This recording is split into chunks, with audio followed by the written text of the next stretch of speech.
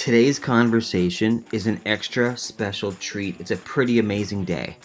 We're talking to a globally known sports star. We're going to talk about the legendary dinner parties he hosted with big names, big wine, big food. We're going to talk about his experience with a legendary French winemaking team, with the legend that is Michel Ribier, with Chateau La Mascaronne. We're talking about the world-class rosé he's releasing and how it's changing the entire industry. If you haven't tasted it yet, my gosh, you're going to want some today. It's amazing. So who is it? We're talking with former NBA star, San Antonio Spur, Tony Parker. So with that, let's jump into today's conversation with Tony Parker.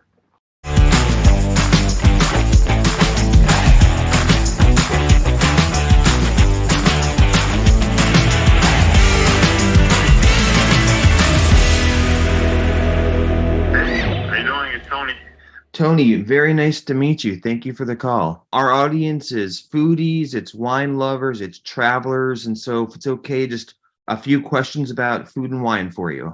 So obviously, in the past few years here, you've been diving into the winemaking with Michel Ribier and his team.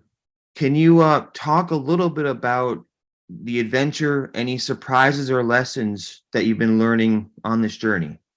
Thank you. It's been amazing. I always wanted to invest in a project like that. Since I first tried wine when I was 17 years old, I wanted to keep learning about it and get my knowledge better around the wine world. And so when I was 19, finally I made enough money to afford all those great wines. I was lucky enough to play for a coach who loved wine, had a huge collection, was reading wine magazines every trip. And so that's how we bonded, and so as I got better, in my knowledge in wine, I started to invite, all the best castles in San Antonio. I will invite them to come to do a nice dinner at my house with Coach Bob, and then the next day we'll invite them to his first game. And then during the summer, I started making trips, to the vineyard. Try to know them better, and because in the wine world, obviously you have great families, they're super passionate, and that's how I started. Working on my allocation and make sure I have the good bottles, reserved, and that's how I started. And when I retired, I wanted to be more involved, but it's very hard to invest in the wine business because it's either in families for generation and generation, or you have those big companies like LVMH or Pernod Ricard, they buy everything. And so I was very lucky through mutual friends, I met Mr. Ribier, and after 6-8 months, we decided to become partners, and now I'm a proud owner / ambassador / everything. You mentioned the wine dinners you had in San Antonio. Just for us massive foodies, can you help us fantasize for a moment? What kind of food was served? What kind of wines were poured? Can you take us back to those nights?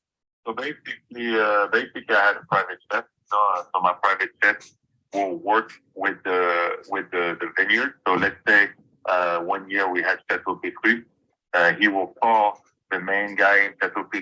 They will tell us who's coming, number 1, number 2, number 3, how many people is coming. Will send us the bottles and tell us what year they will send us, and then they will work with my chef to make sure we make a menu accordingly to make sure that everything matched with what we're drinking.